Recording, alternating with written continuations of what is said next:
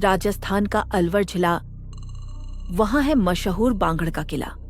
कहते हैं वहां रात को कोई नहीं रुकता, क्योंकि जैसे ही सूरज ढलता है किले की टूटी दीवारों से औरतों की चूड़ियों की खनक सुनाई देती है। कभी रोने की आवाज तो कभी जोर से किसी के हंसने की। एक बार कुछ लड़के हिम्मत करके टॉर्च लेकर अंदर गए। पहले सब ठीक था, लेकिन अचानक हवा रुक गई। टॉर्च अपने आप बंद हो गई और अंधेरे में किसी ने उनके कान के पास फुसफुसाया, यहां से भाग जाओ।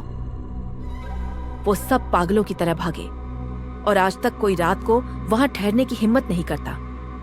लड़के डर के मारे भाग रहे थे, लेकिन जैसे ही गेट की तरफ पहुंचे वो देखकर सन्न रह गए। किले का मुख्य दरवाजा अपने आप बंद हो चुका था। चारों तरफ गहरी खामोशी थी। अचानक ऊपर की मंजिल से दिए जलने लगे, जैसे कोई शादी ब्याह का माहौल हो। ढोलक बजने की आवाज आई और औरतों की मंडप गीत गाने की गूंज। लड़के समझ गए कि ये इंसानों की नहीं बल्कि आत्माओं की बारात है।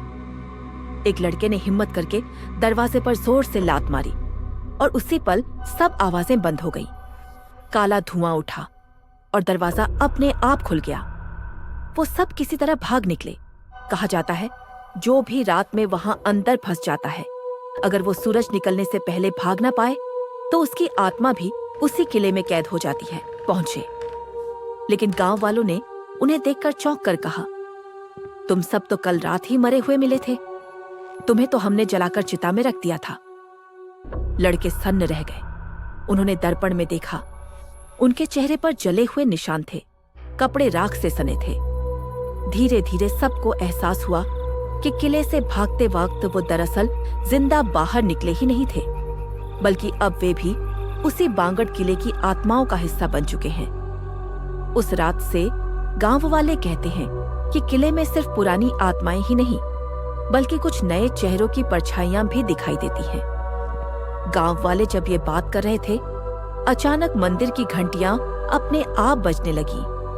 पुजारी दौड़ता हुआ आया और बोला, ये सब बांगड़ किले की रूहें हैं, इन्हें मुक्त करने के लिए कोई बलिदान देना पड़ेगा। गांव के बुजुर्गों ने तय किया कि कोई हिम्मती इंसान किले में जाकर रात भर टिकेगा और सुबह होते ही वापस आएगा तो रूहें शांत हो जाएंगी। एक जवान लड़का जिसका नाम था अर्जुन तलवार और लालटेन लेकर अंदर गया। रात गहरी हुई। किले की दीवारों से बारात, चूड़ियों और चीखों की आवाज गूंजने लगी। अचानक सामने वही 4 लड़कों की परछाइयां खड़ी थीं, जिन्हें गांव वाले मरा हुआ बता चुके थे। उनकी आंखें पूरी काली थीं और वो एक सुर में बोले, अब तू भी यहीं रह जा। ये कहानी यहीं खत्म नहीं हुई।